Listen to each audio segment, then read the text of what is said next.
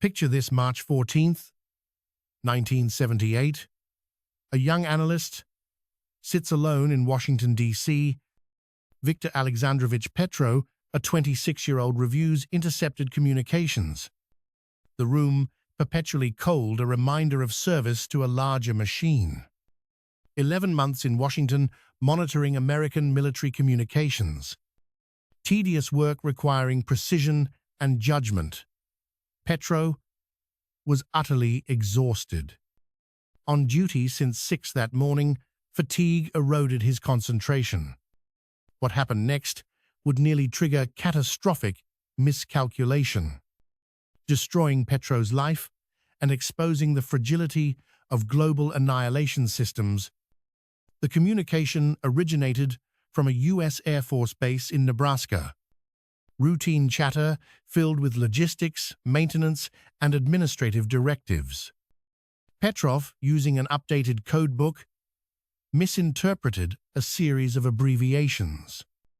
The transmission referenced Pale Horse 7, a phrase unfamiliar to Petrov. Fatigued and pressured, Petrov made a critical error in judgment. He cross-referenced the phrase against U.S. contingency plans for nuclear operations.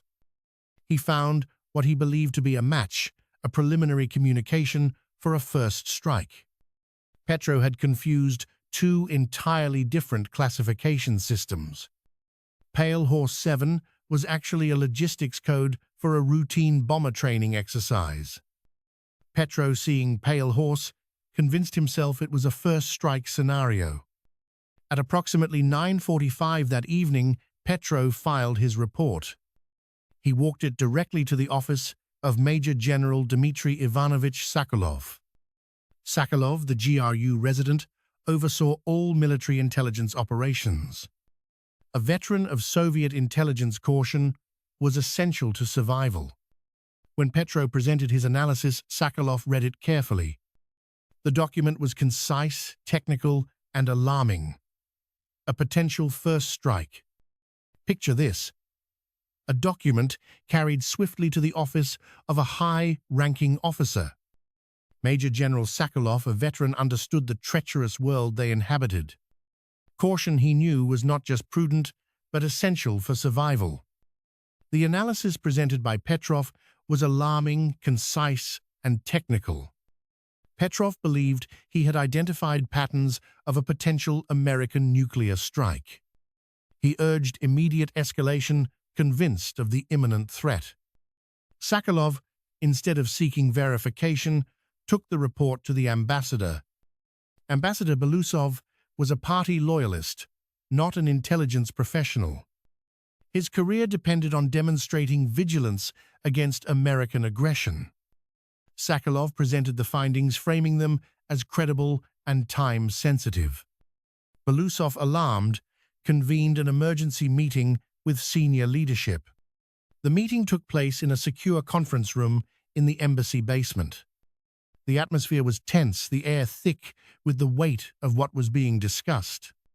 Belousov stated that they had intelligence suggesting a potential American first strike. The KGB station chief expressed skepticism, citing lack of corroboration. He suggested it could be routine exercises, misinterpreted information. Belousov overruled him, unwilling to risk being seen as negligent. The cost of inaction, he argued, was unthinkable if the intelligence was accurate. The embassy had a duty to report the threat to Moscow immediately. Sokolov, having staked his credibility, supported the ambassador's position. The decision was made: they would report the threat to the Kremlin. In anticipation of a potential American attack, they would. Imagine the tension, a decision made that could alter history. The weight of the world rested on their shoulders that night. The idea that this was premature did not sway Ambassador Belousov. He believed inaction was unthinkable and the embassy had a duty. Sokolov supported the ambassador, staking his credibility on Petrov's analysis. The decision was made: report to the Kremlin and destroy sensitive materials. At 12:30 in the morning, on March 15th, a cable was sent. It warned of a potential American nuclear first strike. The embassy was taking emergency measures to protect assets.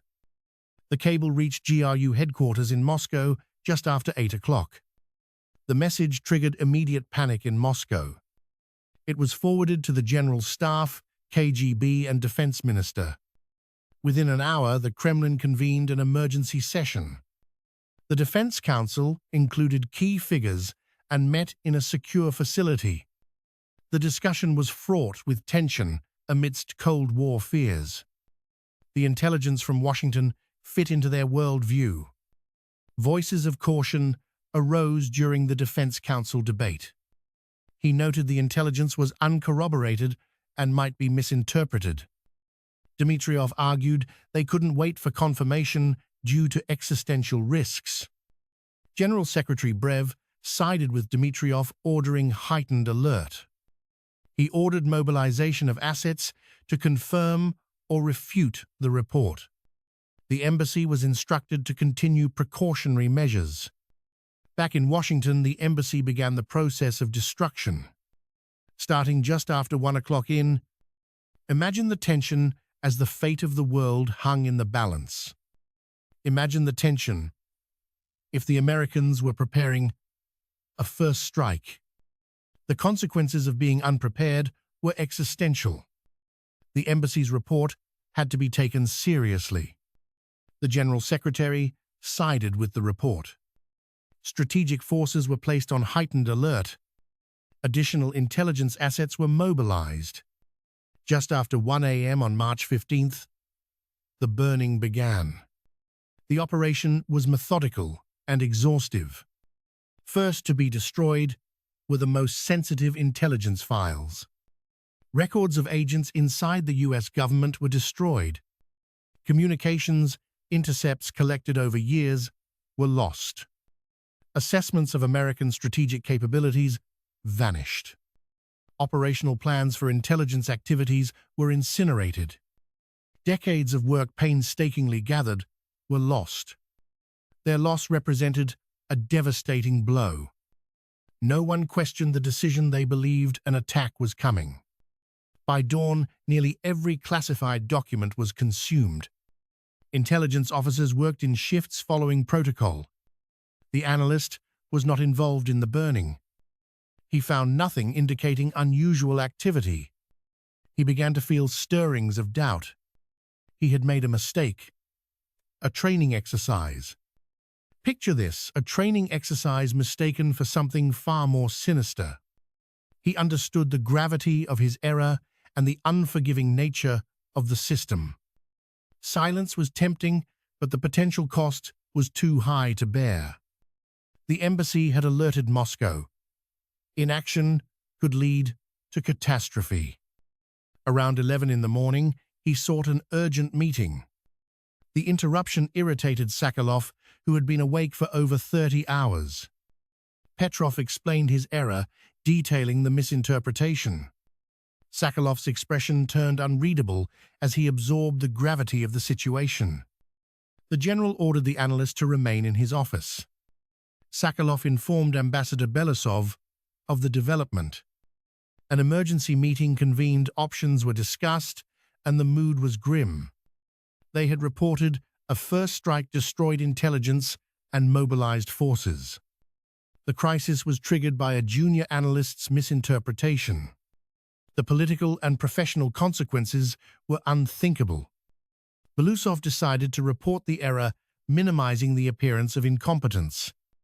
The cable stated incomplete information led to the initial assessment. The cable did not explicitly admit the original report was wrong. Moscow's response was swift and scathing. The Defense Council, furious, demanded a full accounting. General Ivashin demanded answers from Sakharov. The KGB launched its own inquiry. Investigators arrived in Washington to review procedures. The inquiry was swift and brutal. Petrov was interrogated repeatedly, his methodology dissected. Imagine the scene. The Defense Council was absolutely furious. They had debated placing nuclear forces on alert the day before. General Ivashin demanded a full accounting from Sakharov. He wanted to know how the intelligence had been generated. The KGB launched its own inquiry into the matter. The inquiry was swift and brutal in its execution. Petrov was interrogated repeatedly about his methodology. Sakharov and Belousov were questioned about their decisions. They were asked why they escalated the report without proof. The investigators concluded that Petrov made a catastrophic error. His inadequate training and overconfidence were to blame. Sakharov failed to exercise proper oversight, they determined. Belousov acted recklessly in ordering the destruction of materials. The most severe judgment was reserved for Petro himself. By early April, the decision had been made about Petro. He would be recalled to Moscow and face the consequences. On April 18, 1978, Petro was sent to Moscow. He was accompanied by 2 security officers on the flight. His wife was told he was being reassigned for urgent reasons. She packed their belongings and prepared for the journey home. In Moscow, she was met by internal security officers. She was told that Victor had been sentenced to life imprisonment. She demanded to know what he had done and where he was held. The matter was classified, inquiries deemed disloyal. Irina received a meager pension. Relocated to a Moscow suburb, she sought Victor's fate unanswered. Letters to the GRU Defense Ministry and the Communist Party yielded silence. A neighbor warned her to stop asking. Some things are not meant to be known. Viktor Petrov was not imprisoned. The life sentence was a bureaucratic lie. Petrov was executed days after arriving in Moscow, a secret decision. The GRU, KGB, and Defense Council approved the brutal logic. Petrov's error nearly caused nuclear war, embarrassing the Soviet Union. His execution showed zero tolerance, a scapegoat for embassy failures. It ensured Petrov could never speak of what happened. April 26, 1978, Lyortovo Prison. A shot to the head. Victor Alexandra Petro was executed, his body cremated without ceremony. No record of his execution name removed from GRU files. The Soviet embassy in Washington spent a decade rebuilding networks.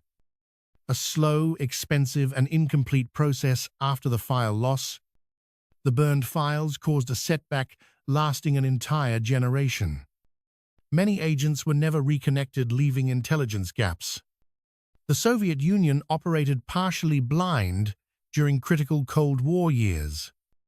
The episode became a cautionary tale within the intelligence community, referred to as the Washington mistake or the March event, a reminder of how fear could distort judgment. The United States was unaware of how close the world came to disaster. American intelligence attributed the alert to routine military exercises. Unaware, a junior analyst's error nearly triggered a nuclear crisis. Picture this fear and pressure-twisting judgment in critical moments.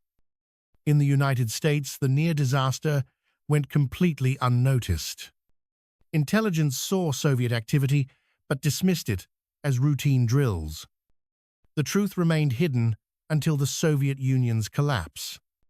In the late 1990s, fragments of the story began to surface. A GRU officer cited it as a bureaucratic failure. A KGB chief confirmed the embassy destroyed its files after a false alarm. In 2003, a journalist found Petrov's name.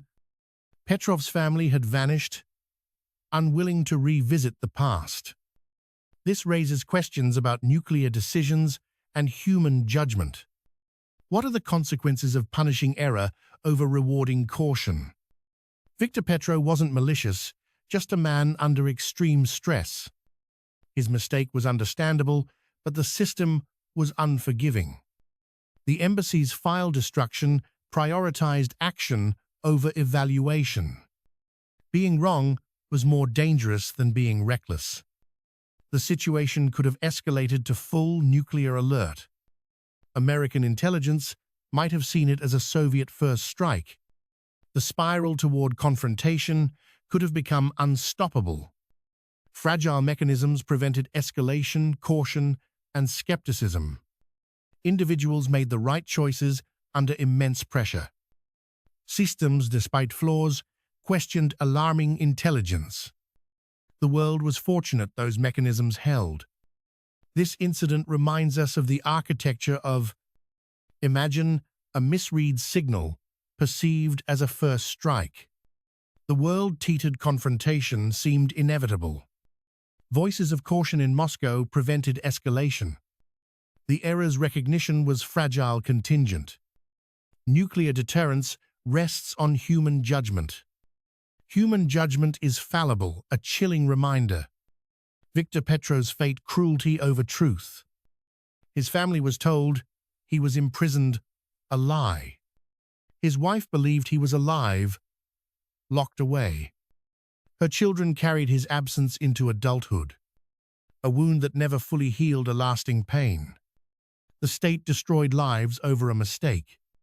Historians study this as organizational failure. The dangers of systems that discourage dissent. Psychological pressure distord perception. Senior officials escalated without verification. A culture that rewarded paranoia punished caution. Loyalty over accuracy, a dangerous priority. Ambiguous evidence led to compelled reporting. Obscure codes contributed to the confusion. The Cold War system was inherently fragile. Rationality was not guaranteed. Errors were possible. Escalation began from simple human mistake. Picture this: a world balanced on the edge of a knife, nuclear deterrence. The United States and the Soviet Union locked in a tense standoff. Both sides assumed rationality, accurate interpretation, avoiding escalation. March of 1978 showed rationality wasn't guaranteed. Interpretation vulnerable to error, escalation from simple human mistake. Soviet embassy in Washington burned files, a tired analyst misread data. Officials chose to believe the worst rather than risk being wrong. Consequences: loss of intelligence, execution, near nuclear confrontation. The product not of malice, but of fear. Fear in a nuclear age is dangerous. Today the building stands now, the residence of the Russian ambassador. The diplomatic landscape has changed beyond recognition since then. Incinerators are gone, replaced by modern shredding and encryption. The GRU was reorganized after the Soviet Union's collapse. The Cold War is treated as a historical artifact, a relic of a dangerous time. Fundamental dynamics remain: human judgment, misinterpretation, pressures. Technologies have changed. The political context has evolved. The human element with fallibility is at the heart of systems. The systems designed to prevent the unthinkable mistakes can happen. A lonely man died, believing he had failed his country, unaware that his execution was a betrayal by the system. His children never learned the truth. His wife died, believing him imprisoned. Intelligence burned, was never recovered, diminishing understanding. The world continued, spared by cautious voices and recognition of a phantom. The story is a reminder that history is shaped by small errors. In a world armed with the power to destroy itself, there is no margin for error.